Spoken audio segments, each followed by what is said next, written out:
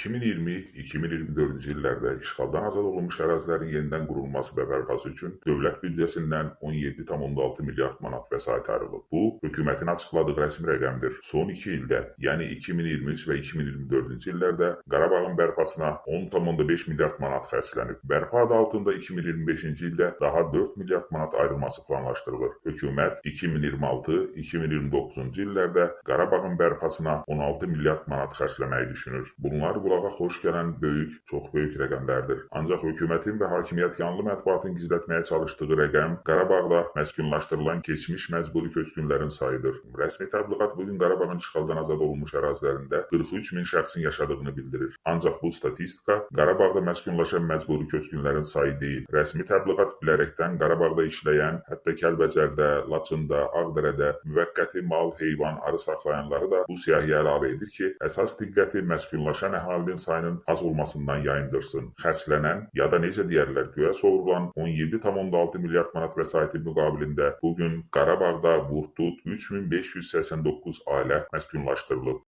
Bu isə 14296 nəfər deməkdir. Halbuki Azərbaycan Respublikasının işğaldan azad edilmiş ərazilərinə böyük qayıdışa dair birinci dövlət proqramında qoyulan hədəflər daha böyükdür. Proqramda 2025-ci ilin sonunadək Qarabağın erməni işğalından azad olunmuş ərazilərinə 10.270, 2026-cı ilin sonunadək isə 34500 ailənin köçürülməsi nəzərdə tutulur. 2025-ci ilin sona çatmasına 6 ay qalıb. Qarşıdakı aylarda qoyulan hədəfə çatmaq üçün Qarabağın işğaldan azad olunmuş ərazilərinə son 4 ildə köçürülən əhalidən 2 dəfə çox əhalinin köçürülməsi imkansızdır. Ayrılan böyük büdcə pullarının müqabilində Qarabağa bu qədər az əhalinin köçürülməsinin səbəbi korrupsiyadır. Çünki Qarabağın bərpası adı altında ayrılan vəsaitlərin heç də hamısı təyinat üzrə xərclənmir. Bu vəsaitlərin bir hissəsi məmur şirkətləri tərəfindən mənimsənilir. Elə bu səbəbdən də tenderlər qeyri-şəffaf, ədalətsiz mühitdə keçirilir. Əksər hallarda isə icraçı məmur şirkətləri ilə tendersiz, müsabiqəsiz müqavilələr bağlanılır. Başlayaq elə sonuncu məskunlaşdırılan kənddən, Laçın rayonunun Bəylik kəndindən. Kəndə 41 ailə, 163 nəfər yerləşdirilib. Kəndin tikintisində əsas sifarişçi dövlət qurumu Məcburi Köçkünlərin Sosial İnkişaf Fondudur. Bəylik kəndinin tikintisi ilə bağlı elan olunmuş 7 müsabiqədən 6-sının dövlət sifarişçisi bu fonddur. Qarabağın bərpası prosesində maraqlı məqamlardan biri sifarişçinin kimliyindən asılı olmayaraq yaşayış məntəqələrinin layihələndirilməsinin qanunvericiliyə zidd şəkildə bir mənbədən satılma metodu ilə icra olunmasıdır. Laçın rayonunun Bəylik kəndinin salınması dövlət büdcəsinə 38 milyon 12 min manata başa gəlib. Bura kəndin layihələndirilməsi, yaşayış və qeyri-yaşayış binalarının tikintisi, içməli su, kanalizasiya, qaz təchizatı, elektrik və rabitə xətlərinin çəkilməsi,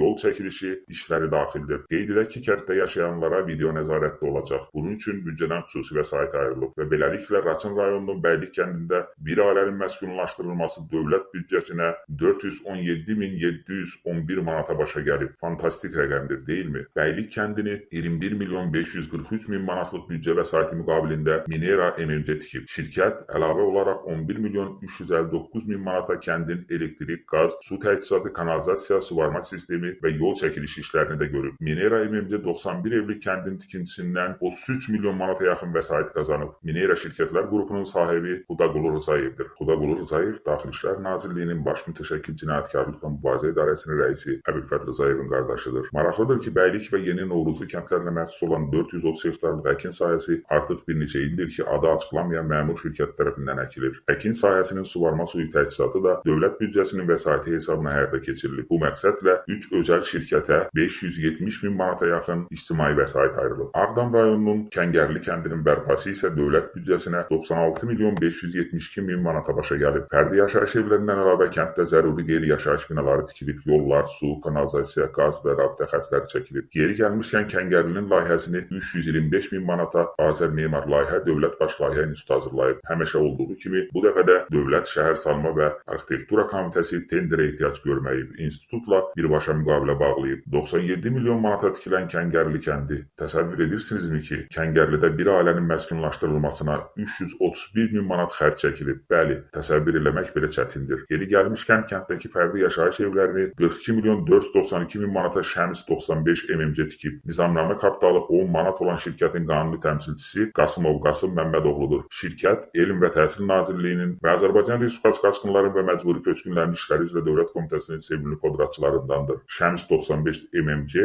işgüzar mühitdə həm də müqaviləsiz işçi çalışdıran MMC kimi tanınır. Bununla bağlı Dövlət Əmək Müfəttişliyi Xidməti tərəfindən dəfələrlə cərimə olunub. 719 evlik Xıdırlı kəndinin tikintisi isə layihələndirmə və kommunikasiyaların çəkilməsi daxil 199 milyon 690 min manata başa gələcək. Yəni ki, bir ailənin məskunlaşdırma xərci 277 min 733 manat olacaq. Xıdırlıdakı fərdi yaşayış evlərini 135 milyon 920 min manata TBM İnşaat MMC tikir. TBM İnşaat əksər böyük dövlət qurumlarının, Daxili İşlər Nazirliyinin, Dövlət Gömrük Komitəsinin, Ədliyyə Nazirliyinin, Elm və Təhsil Nazirliyinin sevimli tender şirkətidir. Şirkət bugünədək adları çəkilən dövlət qurumlarının elan etdiyi onlarla tenderin qalibi olub. TBM İnşaatın Qarabağ təcrübəsi də getdikcə zənginləşməkdədir. 2023-cü ildə 3 milyon 335 bin manata Cəbrayıl rayonunda Qarabağ Meşəçilik və Təlim Mərkəzinin inşası layihəsini qazanıb. Ardınca 2024-cü ildə Füzuli rayonunun Dövlətyarlı kəndindəki fərdi yaşayış evlərinin, qeyri-yaşayış binalarının və sahədaxili mühəndis kommunikasiya sistemlərinin çəkilməsi işlərini olub. Bu layihəyə görə şirkətə dövlət büdcəsindən 97 milyon 213 min manat ödəniləcək.